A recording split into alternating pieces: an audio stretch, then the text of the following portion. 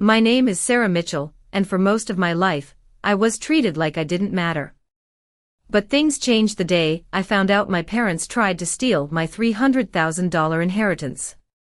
They didn't know I had $12 million worth of proof that would turn everything upside down.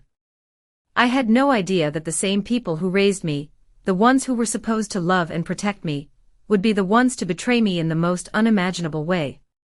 I had spent years trying to be the daughter they wanted, always following the rules, always trying to be the perfect child. But for them, nothing was ever enough. My sister, Jennifer, was their golden child. It didn't matter how hard I worked, how much I accomplished, I was always in her shadow. Growing up, every success I had was overshadowed by Jennifer's achievements. If I got a 4.0 GPA, Jennifer would get a 4.1. If I won an award, she'd win too. It didn't take long for me to realize that no matter how hard I tried, I would never be enough for them. But I thought, at least I have my inheritance. It was the one thing that my parents couldn't take away from me. Or so I thought. It was supposed to be my reward for enduring years of their neglect. The $300,000 was left to me by my grandmother. She was the only person who ever saw my potential, the only one who treated me like I mattered. I had never felt truly loved by my parents but Grandma. Grandma always believed in me. And when she passed away, I thought I'd finally have the security I had always dreamed of. But that's not what happened. One evening, I overheard a conversation I was never meant to hear. I was sitting in the living room, pretending to study for an exam, when I heard my parents talking in the kitchen. My dad's voice was low, filled with a kind of tension I had never heard before. We need to figure out how to get Sarah's inheritance.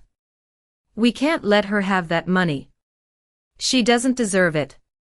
My heart stopped. I couldn't believe what I was hearing. My own parents were plotting to take my inheritance away from me. I had always known they weren't the most supportive, but this was something else. They didn't just want me to fail, they wanted to take what little I had left. I didn't know what to do. I was angry, hurt, and in disbelief. I knew I had to act, but I didn't know how. They had always controlled everything in my life. They had the money, the power, and the connections. I was just a student, barely scraping by, with no real way to fight back. Or so I thought. A week later, I got a call from my lawyer. He told me that my parents had been trying to challenge my grandmother's will, claiming that I wasn't fit to manage the inheritance. They argued that I was too young, too irresponsible, and that Jennifer should be the one to inherit it. But what they didn't know was that I had something they couldn't take away. A few months before Grandma passed, she had made me the sole beneficiary of her estate. She had known how my parents treated me, how they would try to take everything away from me if they could. And so, she had secretly transferred the majority of her wealth into an account that only I had access to. $12 million. It wasn't just the $300,000 I had been expecting, it was much, much more. I had proof of everything. The legal documents, the signatures, the records.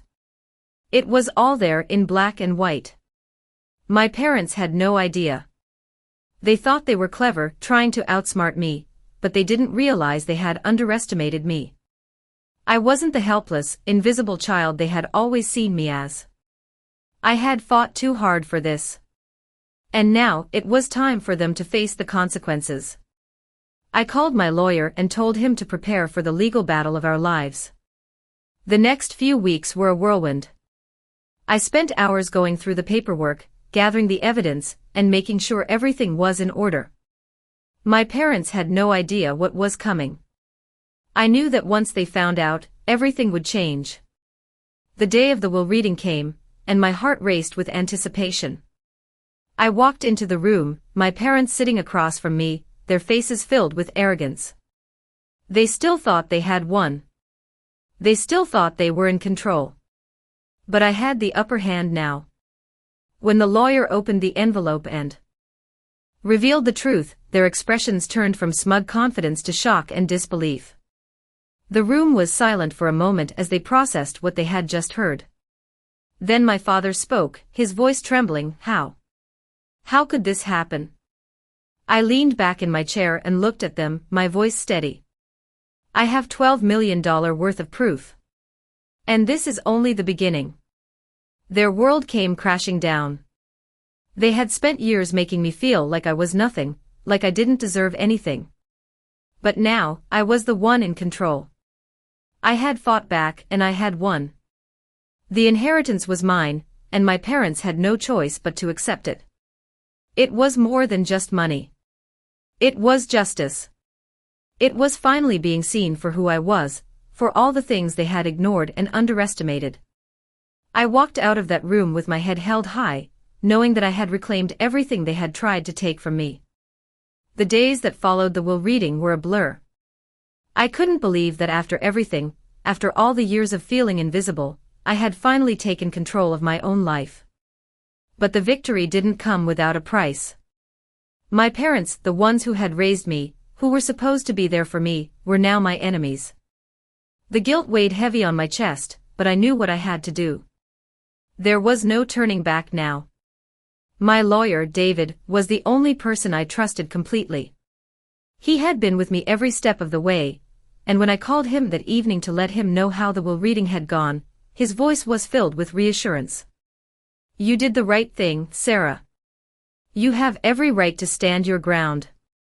But as much as I wanted to believe him, I couldn't shake the feeling that something was still off. Why would my parents go so far to take something that wasn't even theirs to begin with? The next day, I decided to confront them. I couldn't let this go any longer. I had to know why they had treated me the way they did for all these years. Why had they never believed in me? Why had they always put Jennifer on a pedestal, leaving me to fight for scraps of attention? I was shaking as I walked up to their front door, but there was no going back now. I knocked once, twice, then waited. After what felt like an eternity, my mother opened the door. She looked at me with eyes full of guilt but also a touch of anger. What do you want, Sarah?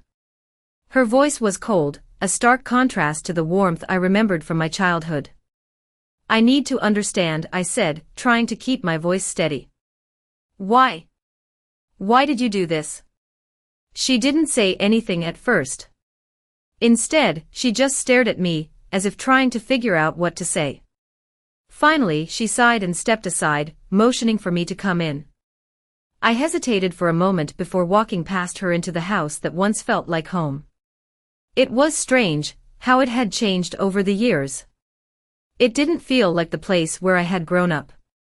The walls, once filled with family photos and memories, now felt empty. We sat in the living room, the same place where I had spent so many hours as a child, hoping to earn a fraction of their love. My father was sitting in his chair, the same chair he always sat in when he was too tired to do anything but watch TV. He didn't look up when I entered. You know, Sarah, you've always been a disappointment, he said, his voice flat. I never asked for this, I replied, my voice trembling but firm. I never wanted to be a disappointment. I just wanted to be seen. To be loved. My mother's expression softened for a moment, but then she quickly regained her composure. You've always been difficult, Sarah, she said. You've always wanted more than we could give. More? I asked, struggling to keep my emotions in check. I wanted to be part of this family. I wanted to be enough. My father finally looked up at me, his face full of contempt. You were never enough, Sarah. Jennifer is the one who always did everything right. She's the one who's always going to be the success. His words hit me like a slap in the face. I had spent my entire life trying to earn their love, only to be told that it was never going to happen. I stood up, my heart pounding in my chest. You don't get to do this anymore, I said, my voice shaking with emotion. I'm done trying to please you. I'm done being your scapegoat. I've taken back what's mine. My mother stood up then, her face twisted in anger. You don't understand, she snapped. We did this for you. We were just trying to help you. Help me? I repeated, incredulous. By stealing from me? By lying to me? By pretending like I didn't matter? I could feel the anger rising within me, but I refused to let it take over. I had come too far to let them tear me down again. I turned and walked toward the door. You don't get to control me anymore. You don't get to take what's mine. As I stepped out into the cold night, I felt a sense of liberation that I hadn't known in years. I wasn't the girl who had always been ignored and mistreated. I was Sarah Mitchell, and I was taking control of my life. I was no longer going to let them dictate who I was or what I deserved. The journey ahead wouldn't be easy, but I knew one thing for sure. I wasn't going to let them win. Not this time. The next few weeks were filled with a whirlwind of emotions. I had made my decision, and now there was no going back. I felt a sense of strength I had never known before, but at the same time, the weight of what I had done settled heavily on my shoulders. Confronting my parents, taking what was rightfully mine, had opened a new chapter in my life. A chapter that I was still unsure how to navigate. My lawyer, David, had advised me to lay low for a while, to let things settle before taking further legal steps. He was right, but I couldn't help but feel restless. I had spent so many years being invisible to my family, and now that I had everything I needed to finally stand up for myself, I was ready to take action. It wasn't just about the money. It was about reclaiming my identity, my worth. And I knew I wasn't going to let them get away with what they had done. The first week after my confrontation with my parents was the hardest. Every time I walked past their house, I felt this pull in my chest. A reminder of the family I had once known. But that was gone now. I had learned the truth, and there was no going back. They weren't the family I had always believed them to be. They were something else, something I wasn't sure I could ever forgive. The phone calls started coming in after that. At first it was just my mother, calling me over and over again, pleading with me to come back to forgive them. We never meant for things to get this far, Sarah. Please don't do this. We're your parents. But I couldn't hear it anymore. I couldn't listen to the same empty words that had been said 1,000 times before. It was always the same, we didn't mean to hurt you, but the truth was they had. They had hurt me in ways that words couldn't describe. And I wasn't going to let them erase that. Jennifer tried too. She reached out to me, asking if I would meet with her. Sarah, please. I know Mom and Dad have hurt you, but I'm not like them. We're sisters, remember? I wanted to believe her. I really did. But deep down, I knew that her words were just another form of manipulation. She had always been their favorite. She had always been the one who got what she wanted.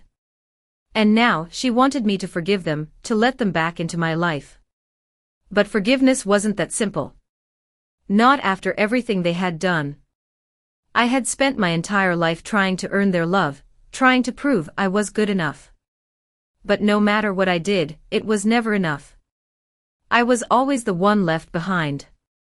And now, with the inheritance and the proof I had, I was no longer willing to be the victim. I was taking control. I spent the next few days going over the legal documents with David. We needed to prepare for the next steps. I had all the evidence I needed to prove my case. The $12 million in assets that my parents had no idea about, assets they had tried to steal, was mine. And I wasn't going to let them walk away without facing the consequences. It was strange, the sense of power I felt. I had never experienced anything like it before. For years, I had been the one who had to fight for everything. The one who had to prove my worth. But now, I was the one in control. I wasn't the girl they had treated like an afterthought anymore. I wasn't the girl who had been ignored and dismissed. I was Sarah Mitchell, and I was done being underestimated. The day of the court hearing came, and I stood in front of the judge, my heart racing. The courtroom was filled with tension. My parents sat across from me, their faces stoic, but I could see the fear in their eyes. They had no idea what was coming. The lawyer representing my parents stood up, trying to make his case, but I knew it was all a formality. They didn't have a leg to stand on. When it was my turn, I took a deep breath and stood tall. The words came out more easily than I had expected. I didn't feel nervous anymore. I felt powerful. I presented the evidence, the documents, the proof. And when the judge looked at my parents and asked them how they could justify their actions, I saw something I had never seen before. My father's face went pale. My mother's eyes were wide with shock. They hadn't expected this. They hadn't expected me to fight back. I felt a strange sense of satisfaction as I watched their faces fall. This was my moment, the moment when I knew I had finally taken back what was mine. The judge's decision came down in my favor. The inheritance was mine, and my parents had no choice but to accept it. But more than that, I had reclaimed my dignity, my worth. For the first time in my life, I felt like I mattered. I wasn't just the forgotten child. I was Sarah Mitchell, and I had finally taken control of my destiny. The days after the court hearing were filled with a strange sense of calm. I had won. The inheritance was mine, and the battle with my parents was over. But what I didn't expect was the emptiness that followed. The victory, as sweet as it was, didn't bring the closure I thought it would. Instead, I found myself thinking about the years I had spent fighting for something I should have never had to fight for in the first place. I spent the first few days after the hearing reflecting on everything. My life up until that point had been about proving myself to my family, to my parents, to everyone who had ever doubted me. And now, with everything that had happened, I felt like I was standing at a crossroads. For the first time in my life, I wasn't chasing approval.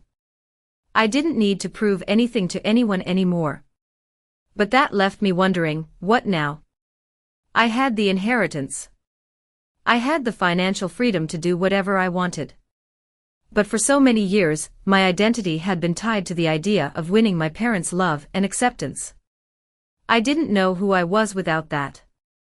The phone calls from my parents continued for weeks, but I didn't pick up. I couldn't.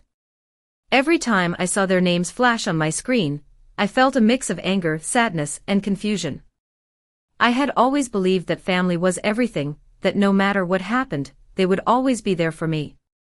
But I had learned the hard way that blood didn't guarantee loyalty.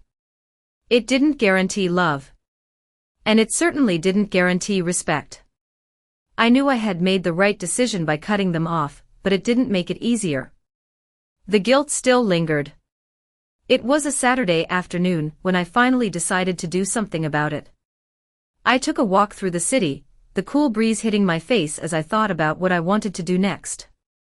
My feet led me to the park, where I sat on a bench and stared out at the small pond in front of me. It was peaceful here. For the first time in months, I felt a sense of calm that I hadn't known was possible. And then it hit me. I didn't have to carry the weight of my family's expectations anymore. I didn't have to live my life in a way that would make them proud. I could live for myself. That realization was freeing. It was like a burden had been lifted from my shoulders. I didn't need their validation anymore. I had proven to myself that I was enough. It was time to move forward. The first step was figuring out what I wanted to do with my life. I had always dreamed of starting my own business, something that would allow me to make a difference in the world. But every time I thought about it, I was filled with doubt. What if I wasn't good enough? What if I failed? What if I didn't know what I was doing? But then I remembered what I had already overcome. I had fought my entire life for respect, for recognition, for something as simple as being seen. And I had won. If I could survive that, I could survive anything. So I took the plunge. I hired a business consultant and started working on a plan to launch my own company. I poured my energy into it, using every bit of the knowledge and experience I had gained from years of being underestimated. The first few months were tough, but I was used to that. Every step I took was one step closer to creating the life I had always wanted. And then, just as I was beginning to see the fruits of my labor, my parents showed up. It had been months since I last heard from them, but there they were, standing on my doorstep. My mother looked worn out, her face tired and full of regret. My father stood beside her, his usual arrogance replaced with a quiet, defeated expression. "Sarah," my mother said softly. "We've made mistakes. We know that now. We're sorry." I didn't know what to say. I had never expected this. I had never expected them to apologize, let alone admit that they had wronged me. For a moment, I just stood there, unsure of how to respond. But then, something inside me shifted. I had spent so many years wishing for their approval, for their love.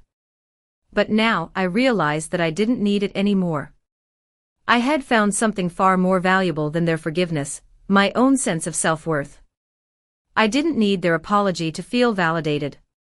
"I've moved on," I said, my voice steady.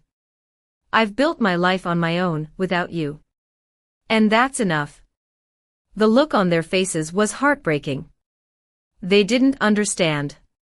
They couldn't. They had never truly seen me for who I was. But that didn't matter anymore. I wasn't looking for their approval. I wasn't looking for their love. I had everything I needed to be happy, and I wasn't going to let them take that away from me. I closed the door gently, not with anger, but with a sense of finality. I had made my peace. I had moved on. And for the first time in my life, I was living for me. The weeks following my decision to close the door on my parents were some of the most liberating of my life.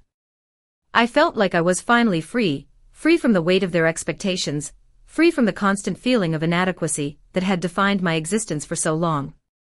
But freedom, as I quickly learned, wasn't as simple as just walking away. It wasn't just about cutting off toxic relationships, it was about rebuilding myself, finding who I really was now that I didn't have to live in the shadow of my family's approval. As I worked tirelessly to grow my new business, something unexpected began to happen. I started to find joy in the little things. I enjoyed waking up in the morning without the pressure of trying to meet someone else's standards. I took pride in every small victory, every milestone I hit in building my career from the ground up. The money I had inherited wasn't what fueled me, it was the freedom to make my own choices, to create my own path, and to live my life on my own terms. Slowly but surely, I began to feel the weight of the past lift off my shoulders. I was no longer defined by the mistakes of my family. I wasn't defined by the lies they had told about me or the way they had treated me. I was Sarah Mitchell, and I was creating the life I wanted. But even as I found peace with my decision, there were moments when the past crept back in. On a quiet Wednesday afternoon, as I was going through some business documents, my phone buzzed. It was a text from Jennifer. "Can we talk? Please?" My heart sank. I hadn't heard from her since I walked away from the family. I didn't know what to expect from this message, but I wasn't ready to face her. I had made peace with my decision to cut them off, but Jennifer was a different story. She was the one person I had always hoped would stand by me, even though I knew deep down that she never would. I didn't respond right away. Instead, I sat back in my chair, staring at the message, trying to figure out what it meant. After a few minutes, I decided I couldn't ignore it. "What do you want, Jennifer?" I texted back. A few moments later, she replied. "I know I've made mistakes, and I know I've hurt you. But I want you to know that I've always looked up to you. I've always admired your strength." Her words felt hollow to me. I had spent years trying to be her equal, trying to prove to her, and to our parents that I was worthy of love and respect. And now, after all this time, she was telling me she admired my strength. It didn't feel real. It felt like another attempt to make me feel guilty, to pull me back into the same dysfunctional cycle that I had spent so long trying to escape. "I don't need your admiration," I texted back. "What I needed was your support when it mattered. I needed you to see me for who I am, not just the person you and Mom and Dad wanted me to be. There was a long pause before she responded. I know, and I'm sorry. I don't expect you to forgive me. I just want you to know that I'm trying to do better. I stared at the message for a moment, unsure of how to respond. I didn't want to be cruel, but I also didn't want to fall back into old habits of seeking their approval. I've moved on, Jennifer, I typed finally. I've built a life for myself without you, without any of you. And I'm finally happy. I'm not looking back anymore. I hit send and placed my phone face down on the desk. For the first time in a long time, I felt a sense of peace. I wasn't going to fall into the trap of hoping they would change. I wasn't going to let them drag me back into their world of manipulation and control. I had found something far more valuable, my own independence. The next few months were filled with growth, both personally and professionally. I poured myself into my business, working late into the night, seeing progress that I had once only dreamed of. The more I focused on my work, the more I realized that I had everything I needed right in front of me. I didn't need their approval, their love, or their validation. I had everything I needed to succeed. And with every passing day, I grew stronger. I started taking weekends off, something I had never done before, and spent time exploring the city, going to art galleries, hiking in the nearby mountains. For the first time in my life, I was doing things for myself, and I was loving it. My business was thriving, and I felt a sense of fulfillment that I had never known before. And then, one day as I was walking through a park, I ran into someone from my past. It was a woman I had met years ago, before everything with my family had gone downhill. Her name was Grace, and she had been one of the few people who had ever made me feel seen and heard. We exchanged pleasantries, and as we talked, I felt something shift inside me. I wasn't just surviving anymore. I was thriving. I had moved on from my family, and I had found my own place in the world. Grace could see it too. You've changed, she said with a smile. You're different, but in a good way. I smiled back, feeling a sense of pride. She was right. I wasn't the same person I had been when I first met her. I had gone through so much, and I had come out stronger on the other side. I wasn't just the girl who had been overlooked and ignored. I was Sarah Mitchell, a woman who had found her own path, and was now walking it with confidence. And in that moment, I realized something important. I didn't need my family's approval. I didn't need their love. I had something far more important. I had the ability to live my life on my own terms, and that was enough. The months that followed continued to solidify the new version of myself. I had transformed in ways I hadn't even realized until now. As my business grew and began to thrive, I started to see myself as more than just a survivor of my family's neglect. I was a woman who had taken control of her life, someone who knew what it meant to live for herself. I had no one to prove anything to anymore. My parents, who had once controlled so much of my life, were now completely irrelevant to my happiness. It wasn't just about the inheritance or the legal victories. It was about something far deeper. I had reclaimed my power. That power came not from money or legal documents but from within. Every day I woke up, I felt more and more like the person I had always been meant to be. I was building my future without the need for approval or validation. I had broken free. But no matter how much I tried to move forward, the past always had a way of creeping back into my thoughts. I remembered the years of hurt, the countless moments when I had hoped for just a sliver of affection or recognition from my parents. The more I thought about it, the more I realized how much I had sacrificed for their love. I had spent my whole life seeking their approval, trying to meet their impossible standards. And now, I saw how much that had cost me, my own sense of self. The weight of that realization was hard to bear at times, but it was also freeing. I had spent so much time in their shadow, but now, I was finally standing in my own light. I was the one who had chosen to fight for myself, and I had won. As my business continued to grow, I began to think about the future. I had always dreamed of doing more than just running a company. I wanted to create something that would have a lasting impact, something that would help others who had been through what I had. I wanted to give back, to make sure that people who felt invisible, who felt powerless, would have the support they needed to stand up for themselves. It was a dream that had been growing in my heart for years, but only now did I feel like I was finally ready to pursue it. I started planning how I could expand my business to help those who needed it the most. I wanted to create a foundation, a place where people could find the resources and support to build their own futures. It wasn't just about helping people financially, it was about empowering them, giving them the tools to reclaim their lives and their power, just as I had done. But even as I began to focus on this new goal, the past wouldn't let me go completely. One evening, as I was working late in my office, I received an unexpected call. It was from David, my lawyer. "Sarah, I need to talk to you about something important," he said. My heart sank. I had been so focused on my future that I had pushed everything related to my past family out of my mind. "What is it?" I asked, trying to keep my voice steady. "It's about the inheritance," he replied. "There's been a development." A chill ran down my spine. "What kind of development?" I asked. "It's your parents," he said. "They've filed for an appeal. They want to contest the will again." I sat there, stunned, unable to process what he had just said. After everything that had happened, after all the legal battles, after the closure I thought I had found, my parents were still trying to take something from me. I couldn't believe it. I had thought they had given up, that they had finally accepted defeat. But I was wrong.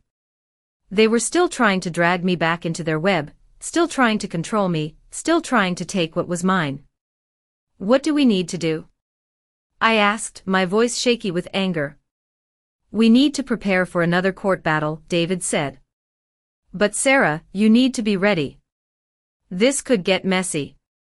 I nodded, the anger building inside me. I had worked so hard to move on from my family, to build a life where they couldn't hurt me anymore. And now, here they were again, trying to pull me back into the same toxic cycle. But I wasn't going to let them. I wasn't going to let them control me anymore. I had fought too hard for my peace, for my independence. And I wasn't going to lose that now. The next few weeks were filled with more legal battles, more paperwork, and more frustration. But with each day, I grew stronger. I knew I had the evidence, the proof, and the support to win. My lawyer was confident that the appeal would fail, but I knew that the real victory wasn't in the courtrooms, it was in the fact that I had already won. I had already created a life for myself, one where my parents' influence no longer had a hold on me. I had reclaimed my power, and nothing could take that away from me. The day the appeal was settled, I sat in my office, staring out the window. The news came through, and David confirmed what I already knew: the appeal had been dismissed. My inheritance was mine to keep, and my parents had lost once again. But as I sat there, I realized something important. I wasn't celebrating the victory for the money. I was celebrating the fact that I had never given up on myself. I had fought for what was rightfully mine, and I had created a life that was truly mine. I had found my strength, and nothing could ever take that away from me. The months after the legal victory were a time of reflection and growth. I had finally found the peace I had longed for, and yet there were moments when the past would sneak in, reminding me of all I had endured. Every so often, I would catch myself wondering how things could have been different if my family had treated me with the love and respect I deserved. But those moments were fleeting. The truth was, I had already built something better, something I never could have imagined when I was growing up in that house filled with expectations and disappointment. My business was thriving, and I had created a life that was truly my own. But it wasn't just about the success I had found in my career. It was about the person I had become in the process. I was no longer the girl who sought validation from anyone. I wasn't the daughter trying to earn a place in her family. I was Sarah Mitchell, a woman who had fought for her place in the world and had claimed it. It was a rainy afternoon when I received a call that I wasn't expecting. I had just finished a meeting with a potential investor and was heading back to my office when my phone rang. I looked at the screen and saw a number I didn't recognize. At first, I thought about ignoring it, but something in me told me to pick up. "Hello," I answered. The voice on the other end was familiar, but I couldn't place it at first. "Sarah, it's me, Jennifer." My stomach turned. I hadn't heard from her in months, and part of me had hoped I never would.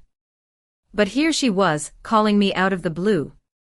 "I know you probably don't want to hear from me," she continued, her voice sounding softer than I had ever heard it. "But I need to apologize. I know I've hurt you. And I know I can't undo the things that have been done, but I want you to know that I'm sorry." I wasn't sure how to respond. The apology felt genuine, but after everything that had happened, I wasn't sure if I could accept it. "I'm not looking for your forgiveness, Sarah," Jennifer added quickly, sensing my hesitation. "I just wanted to tell you that I see things differently now. I was wrong, and I can't change that, but I wanted you to know that I regret how I treated you." I was silent for a long moment, trying to process what she was saying. Part of me wanted to be angry, to remind her of all the times she had put me down, all the ways she had been the favorite, the one who was always celebrated while I was ignored. But another part of me understood that people can change. Maybe she had learned from her mistakes. Maybe she was trying to do better. "I appreciate your apology," I said slowly, my voice steady. "But I've moved on, Jennifer. I'm not the same person I was when we were kids. I've built my own life now, and I'm not looking to go back to the way things were." There was a long pause on the other end of the line. I could hear her breathing, and for a moment, I thought she was going to cry. "I understand," she finally said. "I just wanted to let you know that I'm proud of you. I'm proud of everything you've accomplished." I didn't know how to respond to that. It wasn't the validation I had once sought from her, but it was something that felt like a kind of closure. "Thank you," I said, my voice softening. "That means more to me than you know." The conversation ended soon after, and I sat there in my office, staring at my phone. I wasn't sure what to make of it.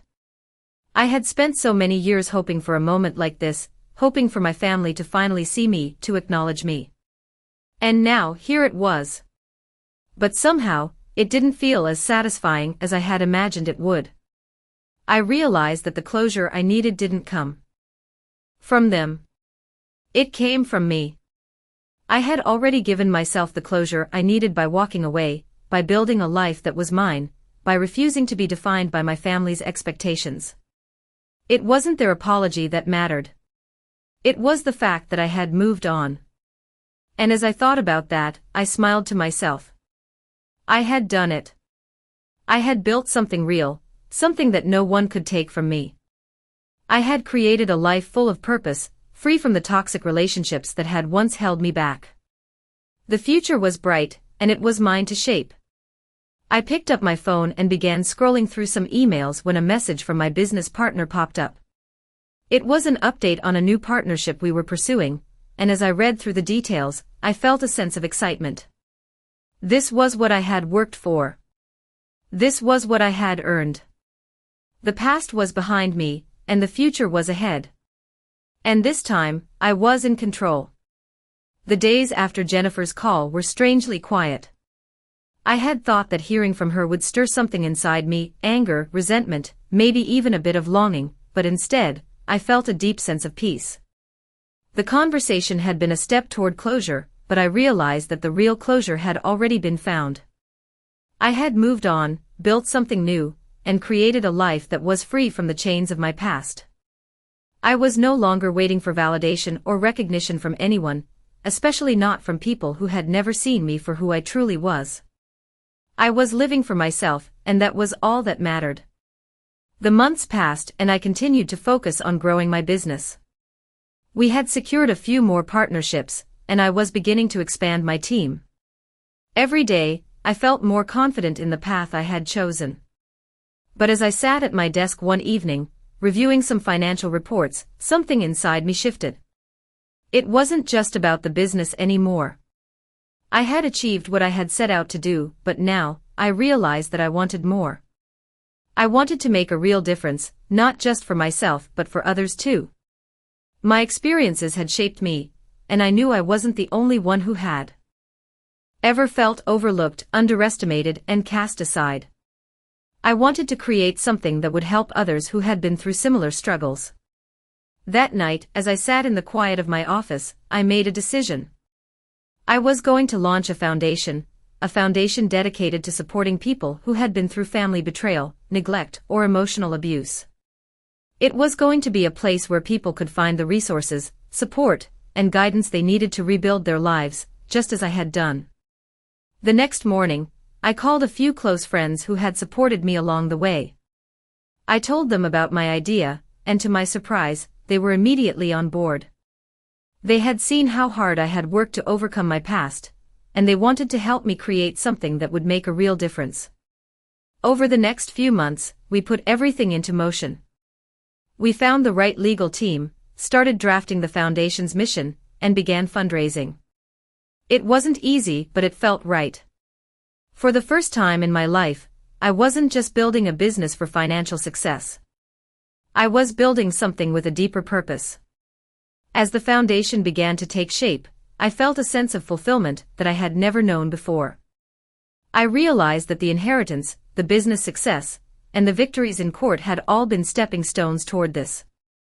They had given me the freedom and the resources to do something truly meaningful.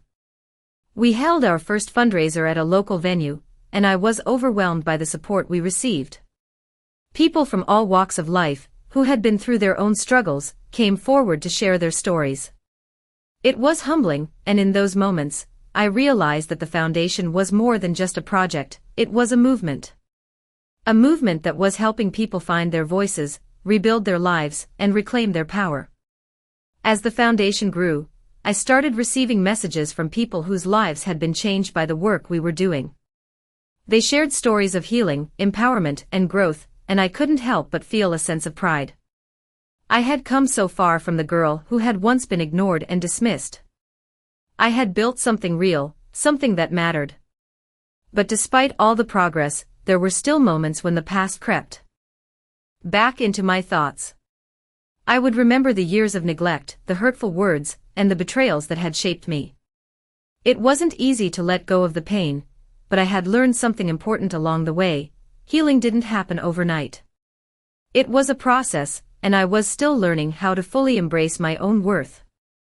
As I stood on the stage at the Foundation's first annual gala, looking out at the faces of people whose lives had been touched by our work, I felt an overwhelming sense of gratitude.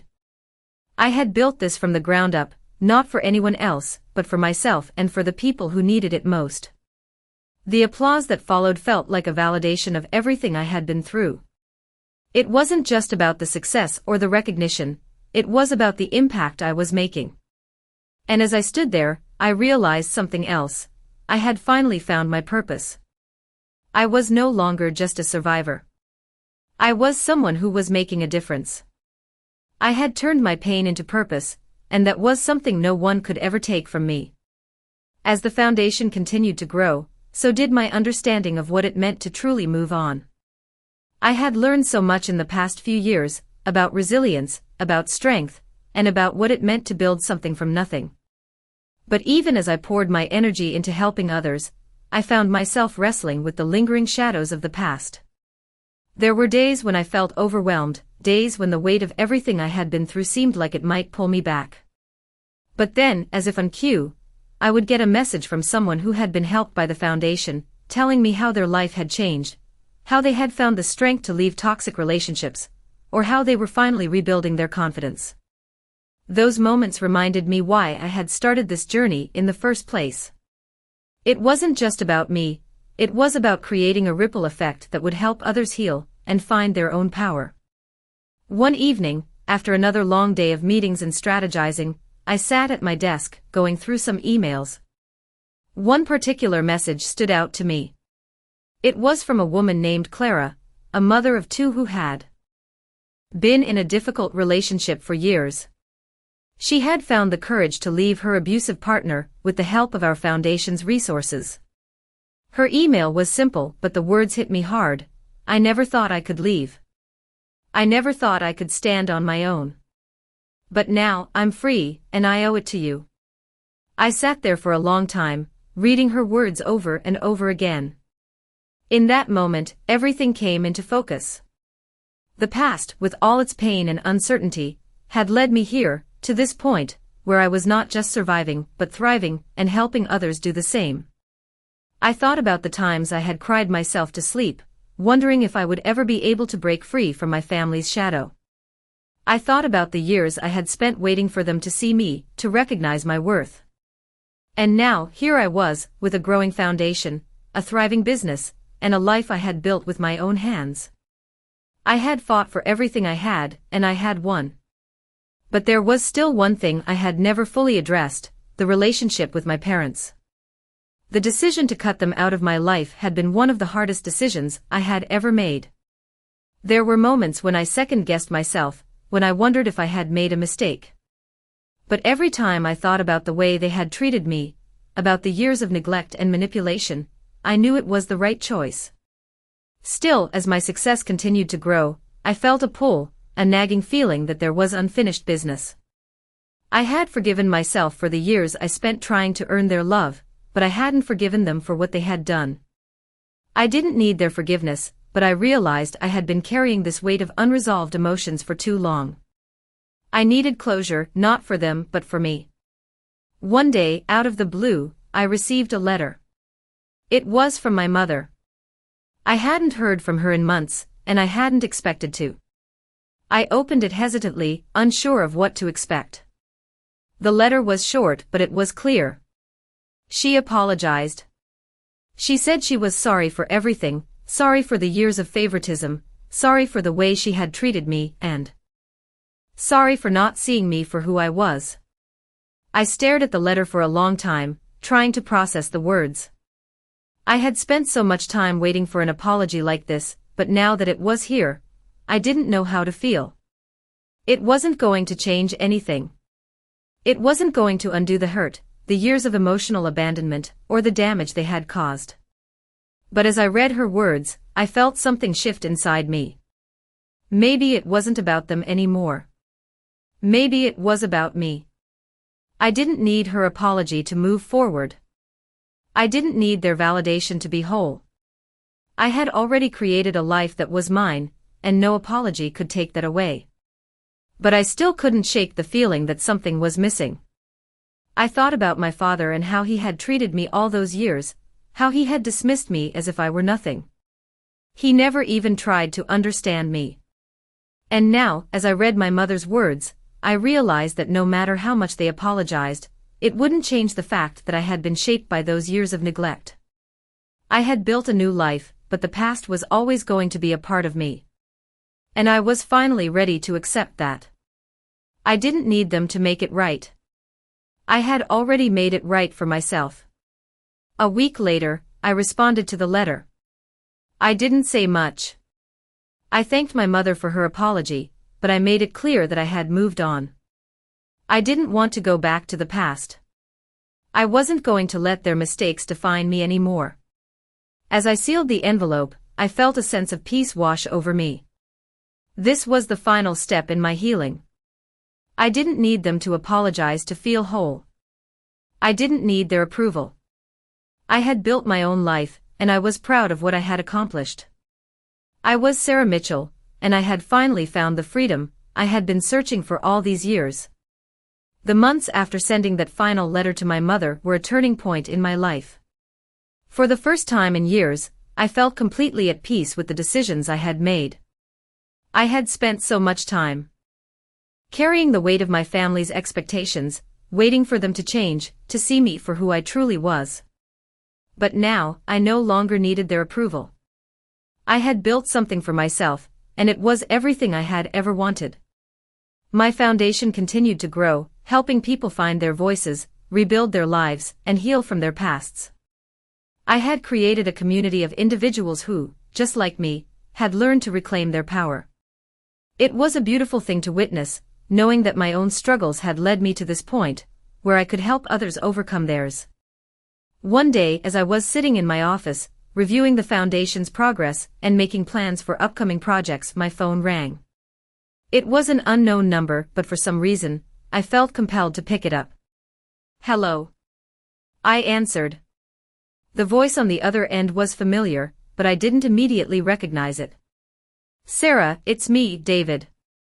David was my lawyer, the one who had been by my side during all the legal battles with my parents. He had been a constant support for me, and I trusted him completely. "David, what's going on?" I asked, sensing the seriousness in his voice. "I have some news," he began. "It's about your parents." My stomach tightened. After everything that had happened, I couldn't imagine what news he could possibly have about them. "What is it?" I asked, trying to stay calm. "They're reaching out to settle," he said. "They want to make things right." I was stunned. Make things right? After everything? I couldn't believe what I was hearing. "Yes," he replied. "They've been trying to reach out to you for months, but they understand now that they can't keep going down this road. They're offering to settle the financial matters and provide you with an apology." I sat there, silent for a moment, processing his words. It was everything I had ever wanted from them, the apology, the acknowledgement of their mistakes. But even as I heard the words, something inside me didn't feel the relief I thought I would. I had spent years seeking their validation, and now that it was being offered to me, it didn't feel like the answer I had been waiting for.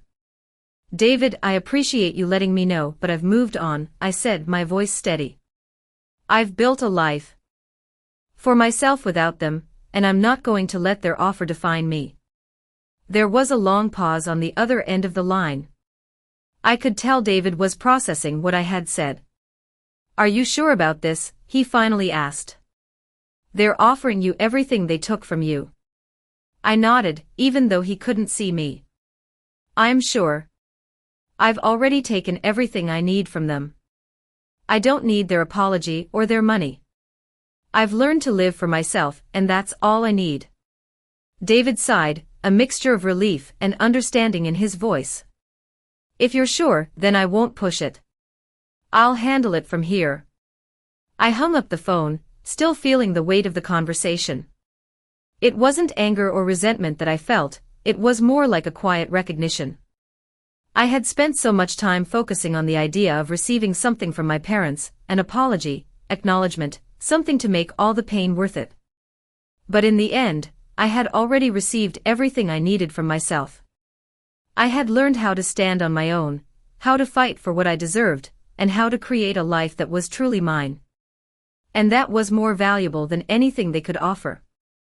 As the days passed, I felt more and more at peace with my decision. I had closed that chapter of my life, not because I had to, but because I wanted to. I wasn't running from the past anymore. I was walking confidently toward the future, carrying everything I had learned with me. The foundation continued to grow, and so did I. I started traveling more, visiting different cities to speak at events and share my story. Every time I shared what I had gone through, I felt a renewed sense of purpose. I wasn't just telling my story for myself, I was telling it for all the people who felt invisible, who felt like they didn't matter. And with each new person I helped, I felt the echoes of my own journey. It wasn't about the money or the legal victories. It was about the journey of healing, of finding peace, and of finally knowing that I was enough.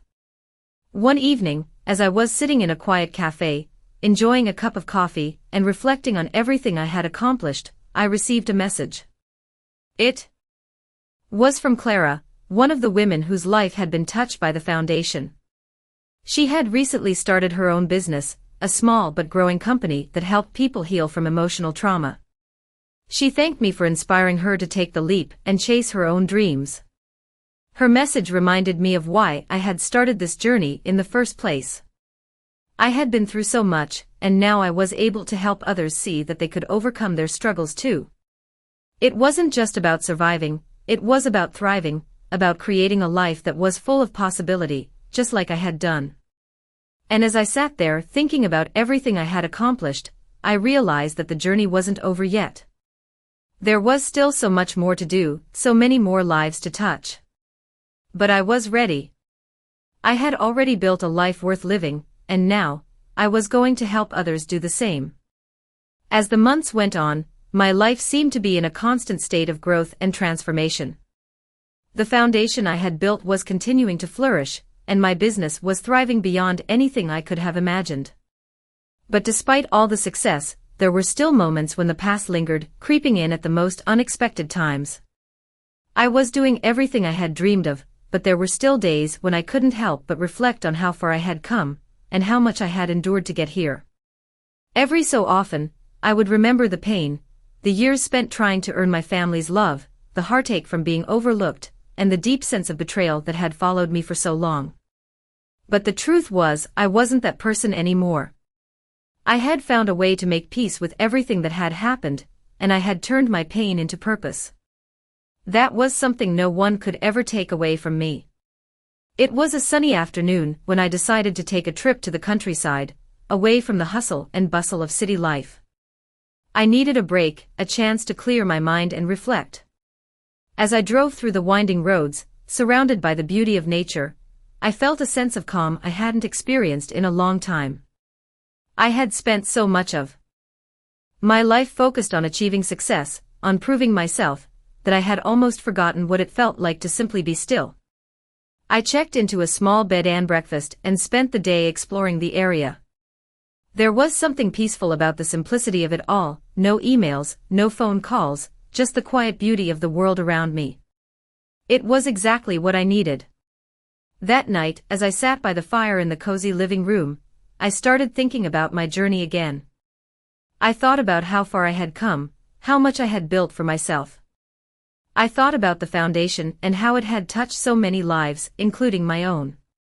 But there was something else that I had to confront, something that had been weighing on me for a while. The question wasn't about my success, my business, or the foundation. The question was, what was next for me? What did I want out of life now that I had everything I thought I needed? It wasn't just about creating something that would help others, it was about finding true fulfillment for myself.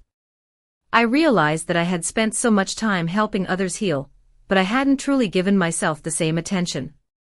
I hadn't taken the time to heal the pieces of me that still carried the scars of my past.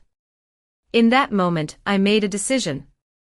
I was going to focus on the things that brought me true happiness, the things that had been left behind in the rush of building my empire. I was going to take the time to reconnect with myself. The next few days I spent exploring the countryside, not with a goal in mind, but simply to enjoy the moment. I spent hours walking through forests, sitting by streams, and letting my mind wander. It was exactly what I needed. When I returned to the city, I began to take a different approach to my life. I started taking more time for myself. I began taking weekends off to enjoy the simple pleasures of life, spending time with friends, traveling to new places, and even picking up hobbies I had put aside for years. It wasn't about running a business anymore, it was about living a life that felt meaningful and fulfilling. One evening, as I was sitting in a park, watching the sunset, I got a message from Clara. She had been one of the first people to reach out to the foundation, and over time, we had formed a close friendship. I've been thinking about what you said, she wrote.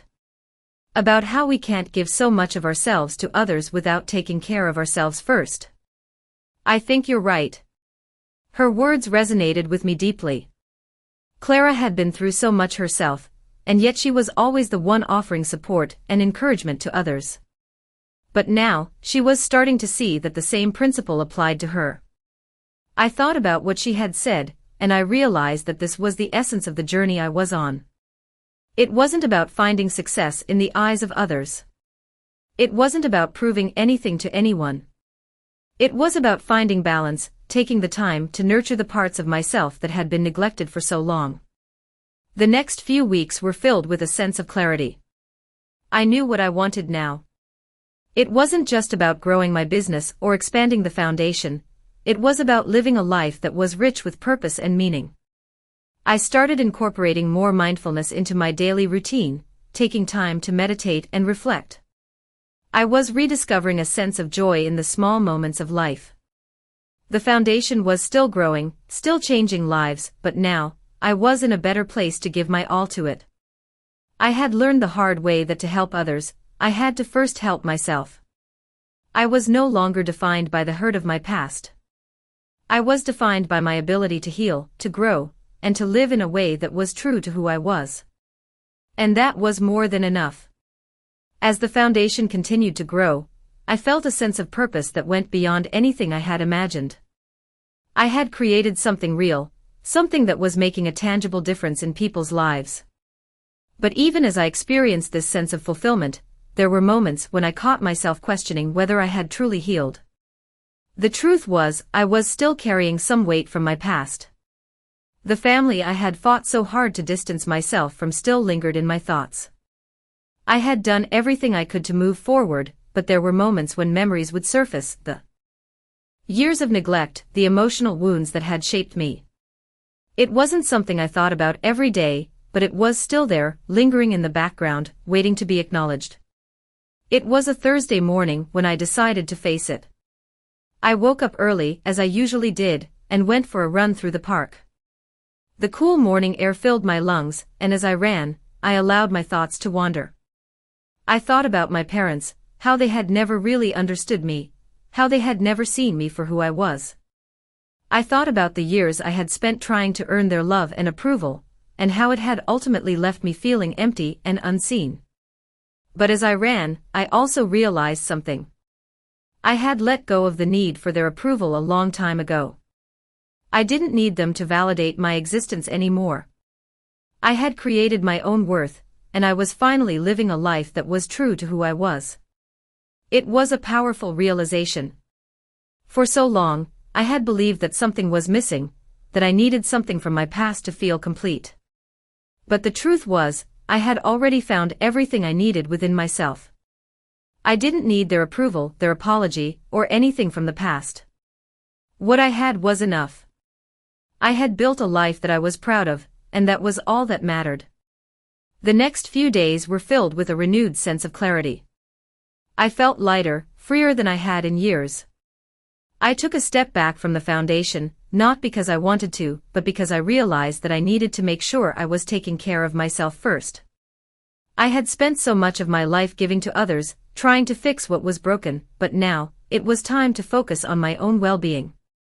I took time to travel, to visit places that I had always wanted to see, and to simply enjoy the moments without the weight of the past hanging over me.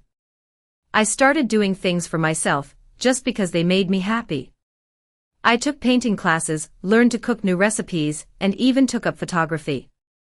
It wasn't about escaping the past, it was about building a life that was fully my own, free from the influence of anyone else.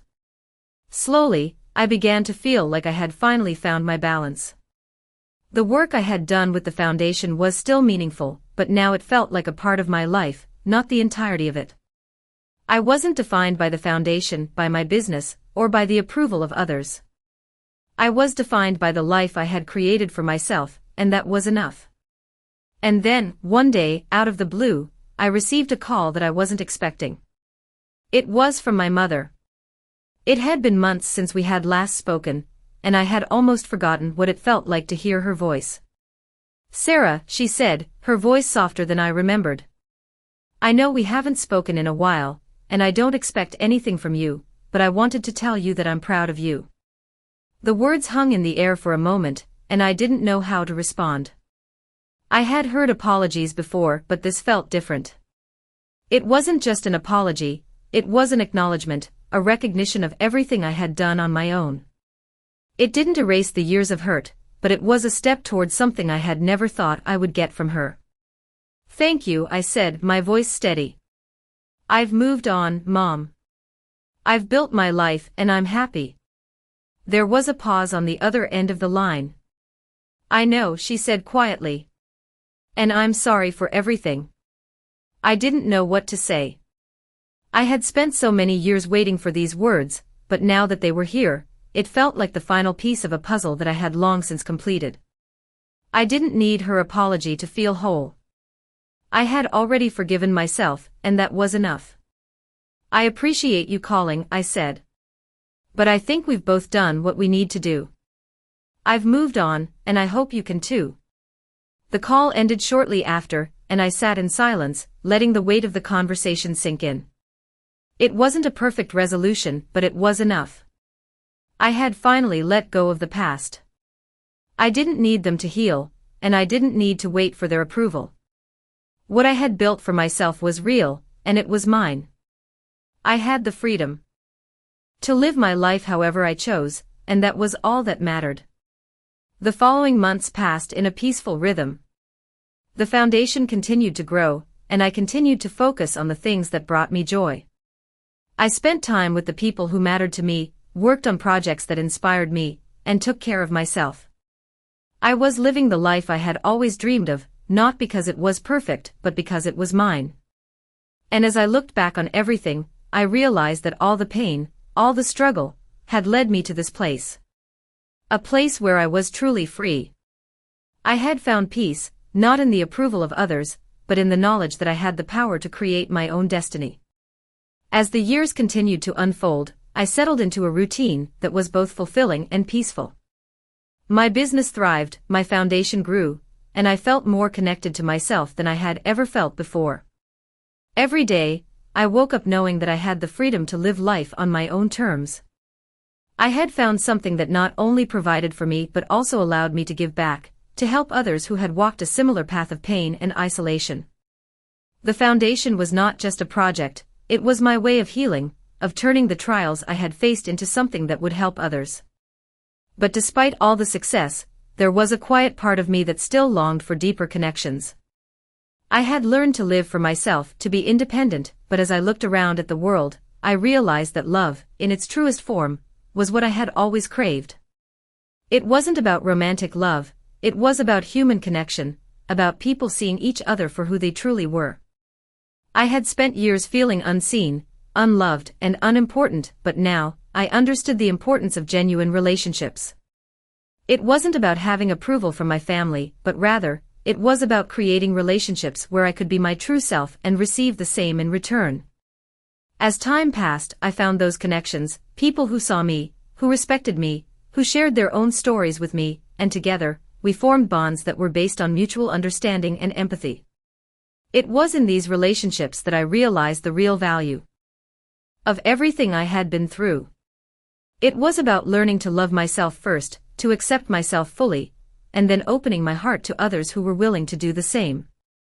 One afternoon, as I was working with the team at the foundation, I received an unexpected call from Clara, the woman who had been one of the first to reach out to us years ago.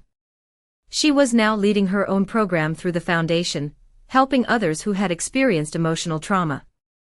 "Sarah," she said, her voice full of warmth. "I just wanted to thank you again. You helped me realize that it's not just about surviving, it's about living fully. You've shown me what true strength looks like, and I want to make sure I'm doing the same for the people who come to us for help." Her words filled me with a sense of pride that was hard to describe. I had started this journey looking for validation, looking for a sense of worth, and now, here I was, not only finding it but giving it back to others. That was the real reward. And it wasn't just about the work we were doing, it was about the people we were helping, the lives we were touching, and the difference we were making. As I sat in my office that day, reflecting on the path I had taken, I realized something incredibly powerful: love, kindness, and connection were the keys to healing. It wasn't about the victories or the material success, it was about the ability to show up for others, to be present, and to help them see their own worth. The story I had lived was not just mine. It was a story that many others could relate to, of overcoming adversity, of healing from past wounds, and of finding the strength to move forward. And as I thought about it, I felt deeply moved.